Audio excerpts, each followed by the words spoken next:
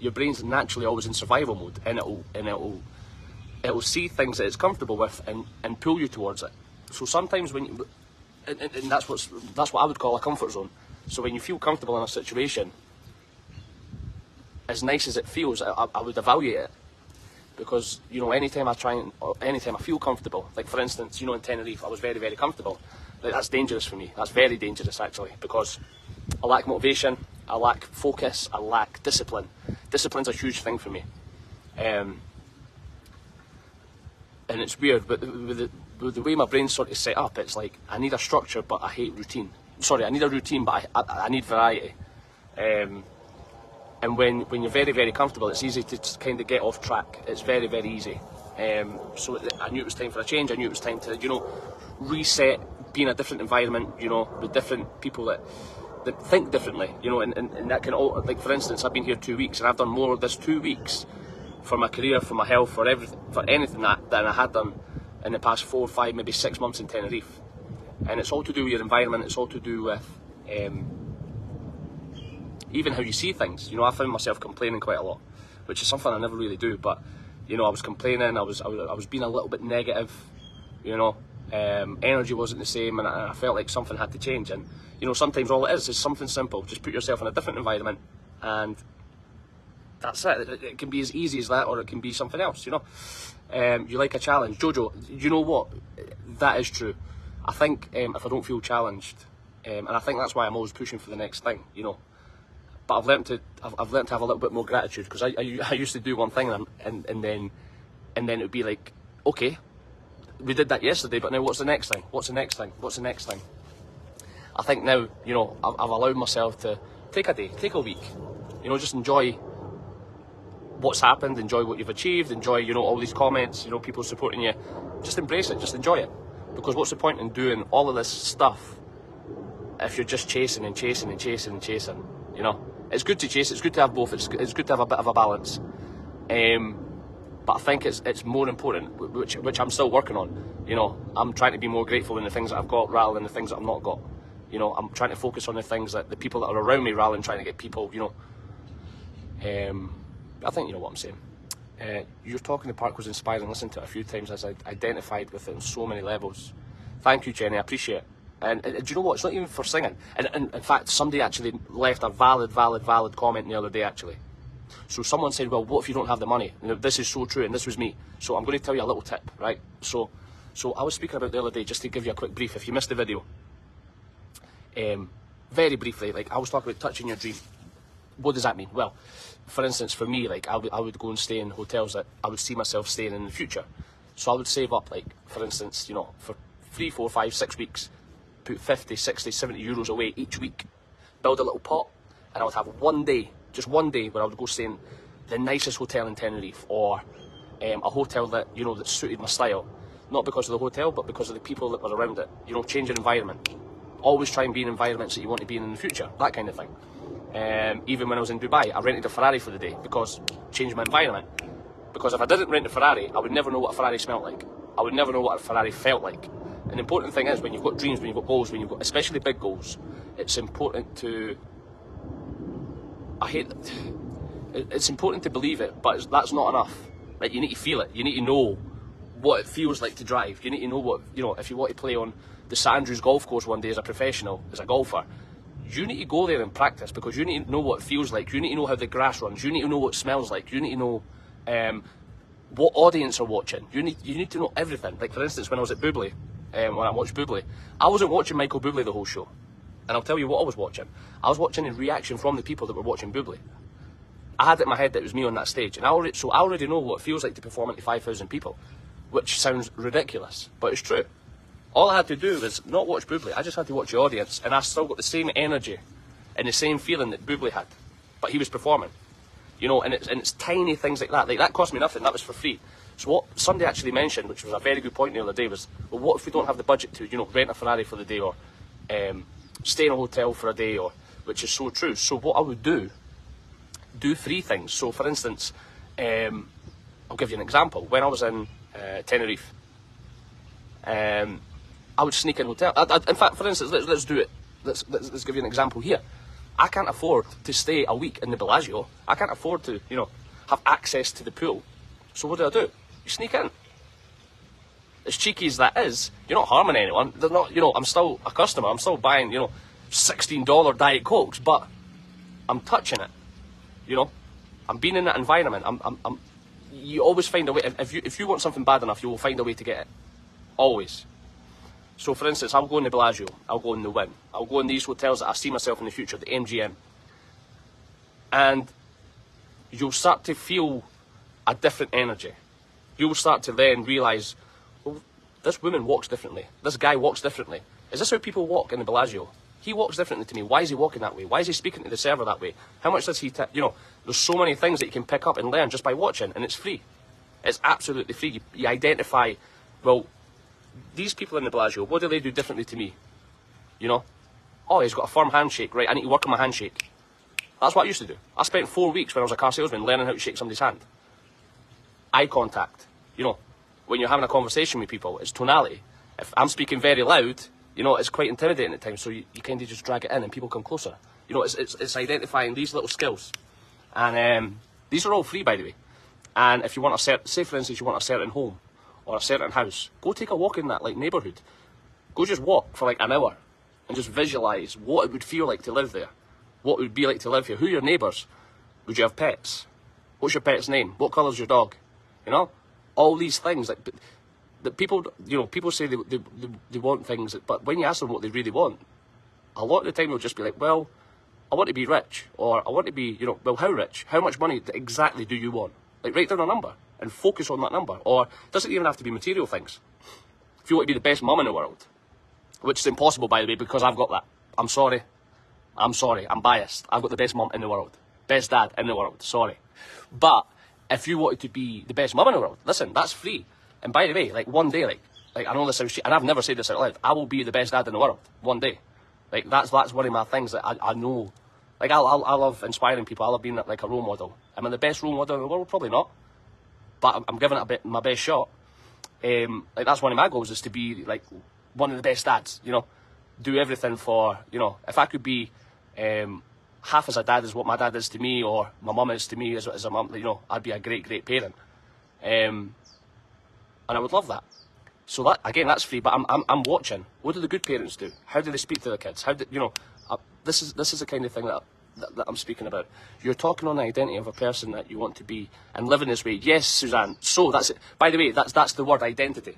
So for instance, by the way, this is leading into something. I might just do a separate video for this, but just quickly before I sign off, I need to make a few calls.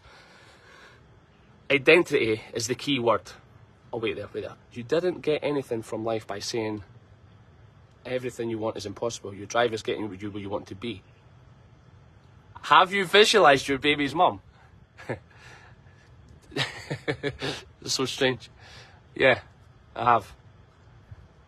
It's so strange that you just said that. Yeah.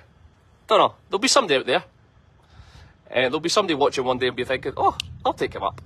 Nah, stay away. I'm a nightmare. I'm a messy guy. Identity is a key word. And I've only recently learned this, maybe in the past year or so. So what I did about a year ago, and again, I've never really told this, I wrote down a list of things that I didn't want to be. So another thing in life as well, like, we easily identify problems. What do I mean by that? Well, if I said to you, give me 10 things that you could be grateful for right now, you know, you might take a few minutes, 2-3 minutes. Okay, I'm grateful for, you know, for me, I'm grateful for having my health. I'm grateful for being in Vegas. I'm grateful for having a great, you know, network. I'm grateful for having a good family. You know, and by the way, that's not easy. That's took a lot of practice for me to realise these things, these small, tiny things. I'm grateful that, you know, that I am healthy. I used to take that for granted, you know. So it can take a bit of practice to be grateful, but what we're very good at is identifying problems.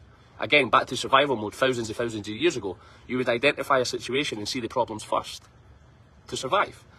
So if I said to you, name 50 problems in your life right now, you could easily come up with them straight off the top of your head. You know, I'm in the UK, it's raining, you know, I'm working 9 till 5 in a job that I hate, you know, the list could be endless. So I wrote a list of my problems and I picked out the top 10. So I've identified what I don't want. So now let's write in the next column the reverse, the opposite. So if I said, like, you know, I'm too fat. Which, again, like, about a year ago, a couple of years ago, I wasn't in the greatest shape. I'm still not in the greatest shape, but I've improved. You know, I don't like my weight. Well, okay, what's the reverse? I want to look good on stage. Okay, how do I do that? Reverse engineer it.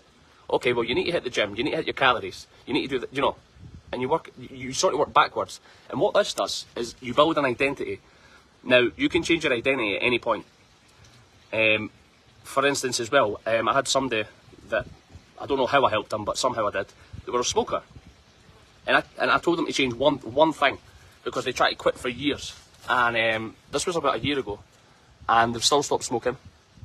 And I said to them, this was in Tenerife, by the way, and they've stopped and went back on. They stopped and went back on. They stopped and went back on. And they were currently about 3 or 4 weeks had stopped. And I said to them, I was like, well, how long are you planning on stopping for? Or, you know, and they said something like, well, I'm not gonna have a cigarette. I don't know how long I'm going to do it for. I'm going to do it until, you know, 6 months. And I said, well, why 6 months? Do you want to smoke again or not? Like, it's a choice. And they were like, well, ideally, I wouldn't want to smoke because I know it's bad for my health, it's expensive, it's whatever. And I said, well, you need to change your identity. If you really don't want to smoke, you need to now, when I ask you, when's your next cigarette, you don't give me a date. You just tell me that you don't smoke. And they didn't understand this concept. And I was like, well, your identity will always overpower your belief.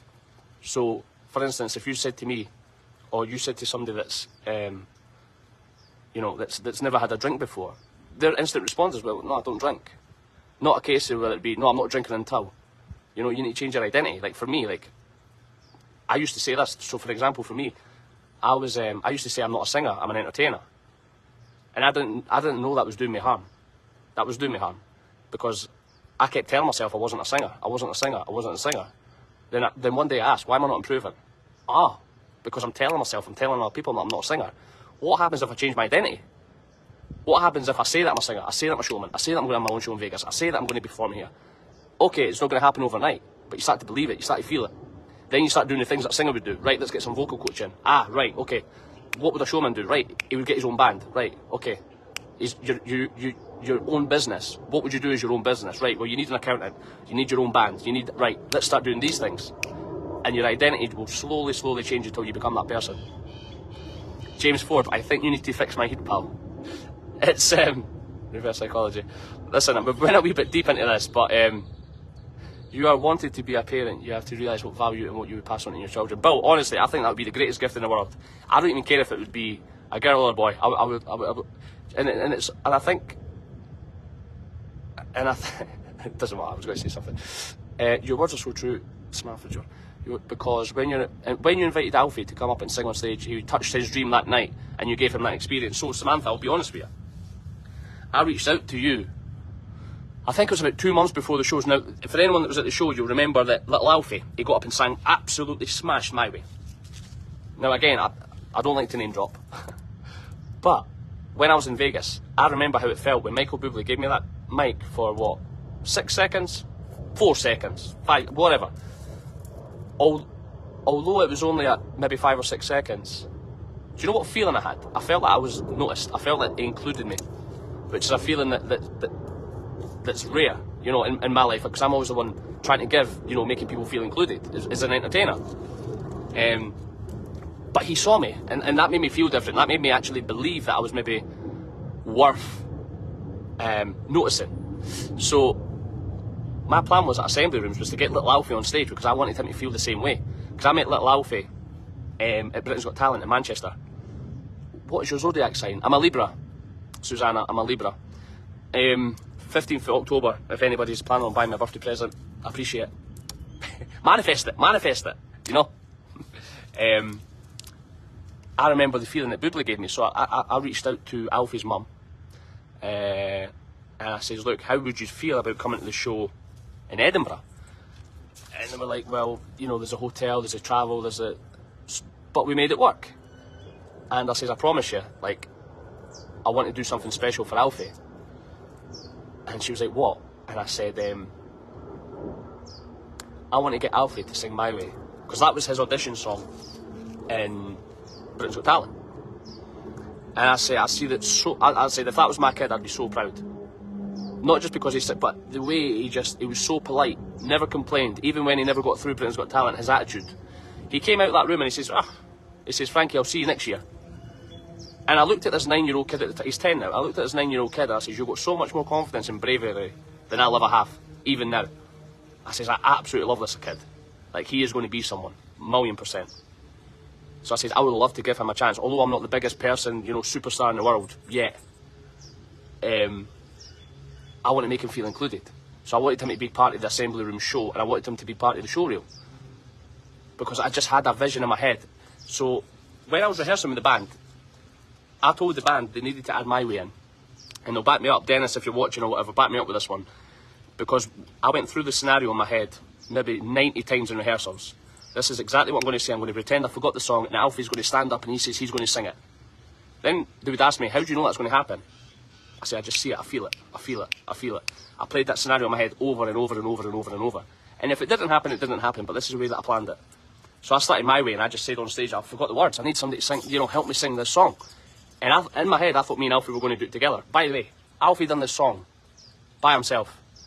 Took off his jacket, had the crowd going, giving it this. And I was like, unbelievable. Like, it made me so happy to watch that. So happy to watch that. And that is why I do these shows, and that's why I'm on this journey. It's not to be the best entertainer, not to be the best singer, but to inspire people. To tell people that, do you know what, if nobody gives you the chance, make it happen yourself. Because you can make anything happen you want.